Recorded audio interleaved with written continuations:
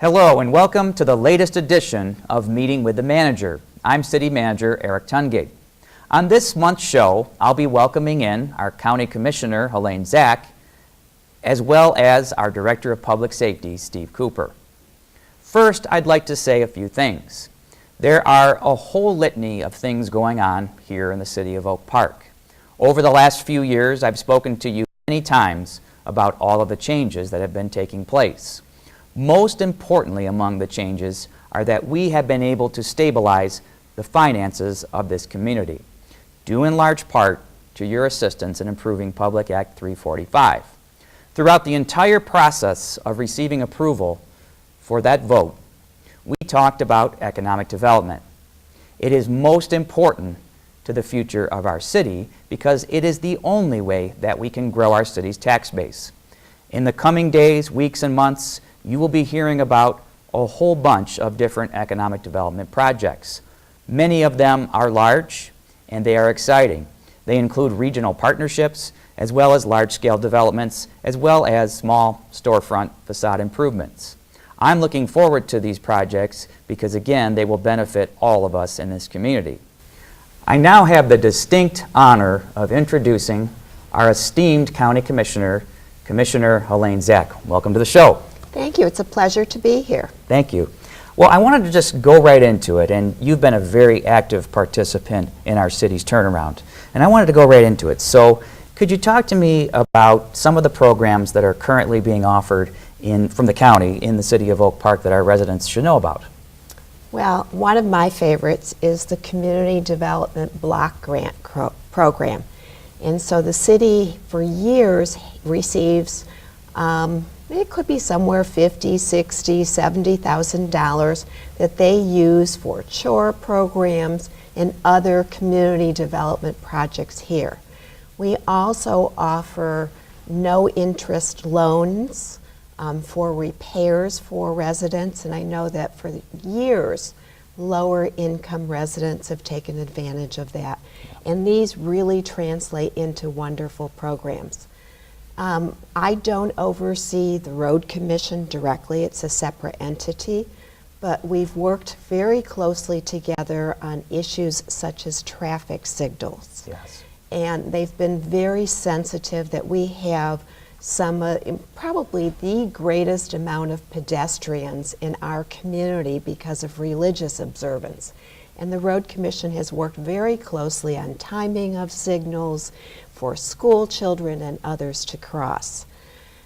Certainly we are part of the Oak Video program, which means this is a whole centralized computer system with the courts, so that we don't necessarily have to transport somebody who's in our jail for arraignment. We can do them online visually.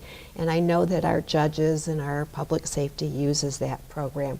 We also link into the CLEMIS, or the Criminal Law Enforcement Management System.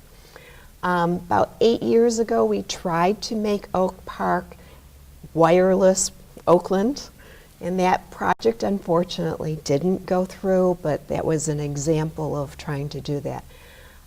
Parks and recreation programs. So we don't have as many Oakland County parks on this end of the county.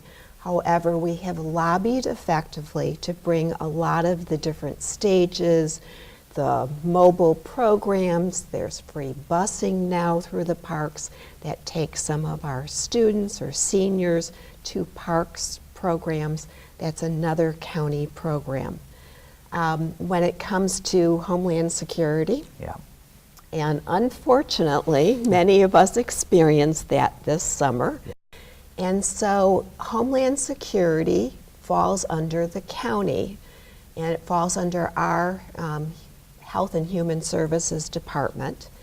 And when we were going through all of the flood issues, what happened is that Homeland Security activated resources. You know, the first night they were helping rescue people along with the Sheriff's Department. And then they collected the information to work with the state, and the state went to the federal government. And we have a tremendous network of equipment and mutual aid agreements.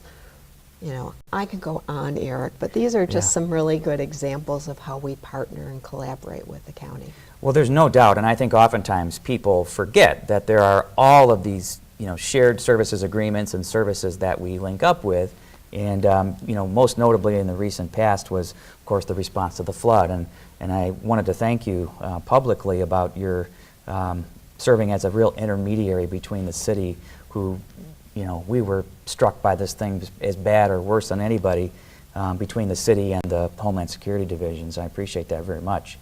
Do you see, though, other opportunities in the future where, perhaps the city and the county could partner, and especially with all of our economic development initiatives in mind? Oh, that's another area that I didn't address, and the brokering, and I know that we've been working more closely with the county. And I constantly, when I hear of new initiatives, I'm sitting in my committee meetings, I always bring them back to you and have brokered meetings, and I know that we are doing a lot of planning with the Economic Development Department. Mm-hmm. And they also know that under your tenure, now that we are in business for economic development, that they have partners. They are also showing some of the properties more to prospective, businesses, because they know that it can be received well on this end. Oh, there's no doubt about that. And we're on the cusp of being able to go forward with some of these projects that, but for the creation of this department, working with the county, we would not have been able to gather up. So, of course, I'm very happy and delighted with the productivity of this partnership. Now, I'm going to get a little off track, because I think people generally, and of course I do as well, want to know, where do you see the county headed in the future? The county currently has a AAA bond rating. We hear all about the 3-year budgets and things, but where do you see us in the future? Well, I see the county continuing to operate, looking for the best practices, being fiscally sound. When I first started as a county commissioner, and I'm starting my 13th year, we were doing 2-year budget, forecasting. Now we do 3-year forecasting, and the budget that I approve, frankly, is looking out 5 years. So they're always thinking ahead. County wants to be the consultant, the umbrella to all of our cities, villages, and townships. And they're constantly looking at ways that they can help you with your operations, save you money, be more effective. And I see the county continuing to do that. And it's a shared value among the whole Board of Commissioners. It's not partisan. We want to run the best county and be the best and provide the best public services out there. Sure. And I just lastly, I want to get back to economic development. And you've been working with us to create this joint corridor improvement authority initiative between the cities of Huntington Woods and Oak Park. And very few people, I think, know about this, because it's yet to come out in public, and it will very soon. What are your thoughts about this? Is this a productive activity? Is this a good partnership? Where do you see that going? Well, I'm very excited about it. And as I told you, our former state senator, Gilda Jacobs, actually introduced that legislation. And Oak Park was one of the cities that she introduced it for, because Oak Park doesn't have a traditional downtown, and they don't fall into other initiatives of Main Street, that we have in Oakland County, which are development tools. So this gives a structure for cities like Oak Park to improve the business climate, capture some tax dollars to enhance economic development.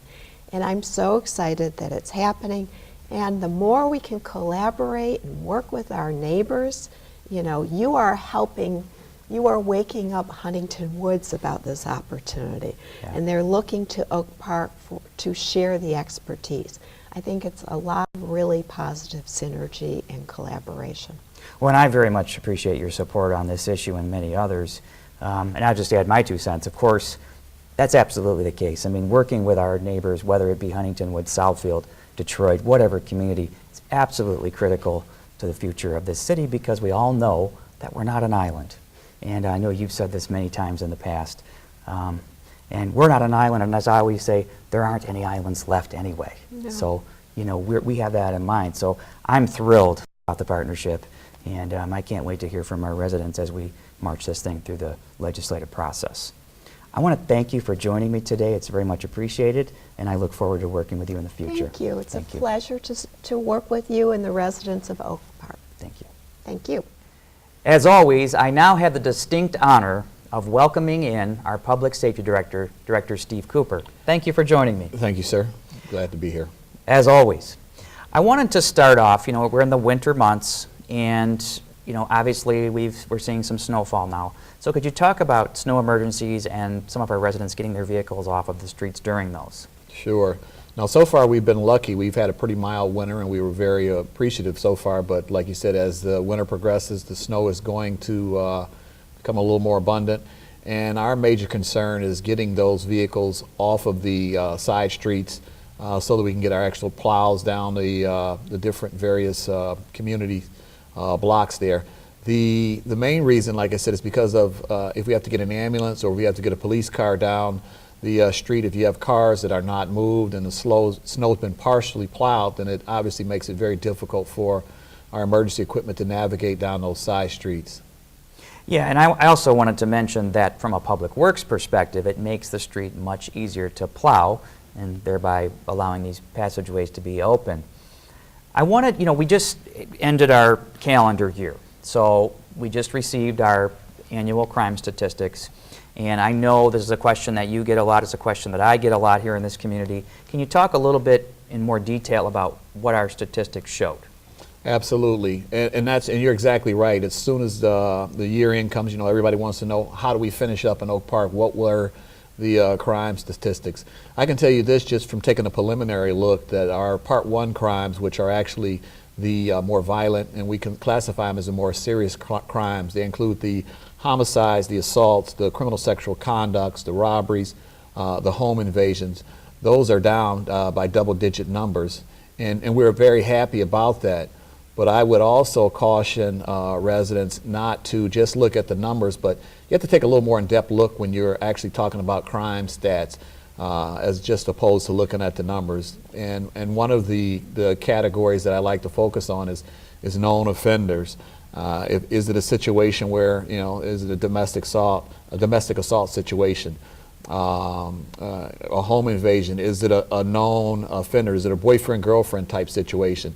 So it doesn't always tell you the full picture.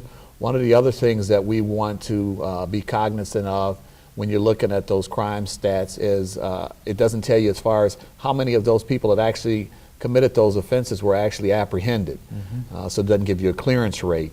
And you know, those are just a couple of the things that under the surface, that when you look at the numbers, you kind of, you know, wonder, wow, we had 27 violent assaults, and 26 of those may have been of a domestic relationship type issue. So you have to be very critical and very cautious when you start to look and analyze those numbers. And it's something that you need to have a more in-depth conversation with the residents or with whomever you're discussing those numbers with, just to give them a clear picture of what they actually represent. Now, don't get me wrong, we're always happy to see the numbers decrease, and that's our goal. But there's more to the story than just reduction in the numbers. Well, absolutely, and I, just to underscore some of that, I mean, I get these questions all the time, as do you, as I said. We're doing more with less, and in the entire city, and in no department is that more prevalent than in the public safety department. We had as many as 15 officers reduced from the department back in early 2012 before I arrived as the city manager, and we've been able to fill back about 8 of those positions. Now, having said that, I know that right now we're down about 5 of those positions for retirement or other reasons. So can you talk about us going out and trying to fill these 5 positions? That's correct. Like I said, right now we're in the process of trying to fill 5 vacancies.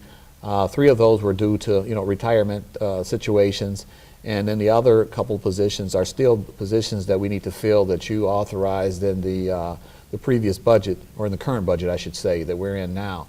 So we're working very hard to get those filled. We just went through our interview stages. In the background phase of actually 5 of those candidates now. So we're hoping that all 5 of those candidates work out for us, and we're looking forward to getting them here on the public safety team. But I have to caution residents as well. You know, it takes a minute to get them up and running, because you're looking at usually by the time you get them hired, after you do the interviews, and actually when they're boots on the ground, when they're hired here, you have approximately a good solid year, 3 months before they're fully trained, meaning they have completed their necessary field training program with the public safety department. They've been through some in-house training. They've completed a fire academy. They've completed their medical first responder training. So it's quite a bit of training that we do, and for good reason. But like you said, we're working to get those positions filled as quickly as possible. And hopefully within the next few weeks, I can have at least a couple of those officers here working with the rest of the team. So 2 more things on that same topic area. You and I have talked quite a bit about diversity in our hiring practices, especially in our public safety department. So could you elaborate just a little bit on some of the extra things that we're doing to make sure that our public safety department is representative of our community? Sure, and just like you said, that is one of the things that we're working very hard. You know, obviously, you know, you have a very diverse community here in Oak Park, and we want our public safety department to be as reflective of that as possible.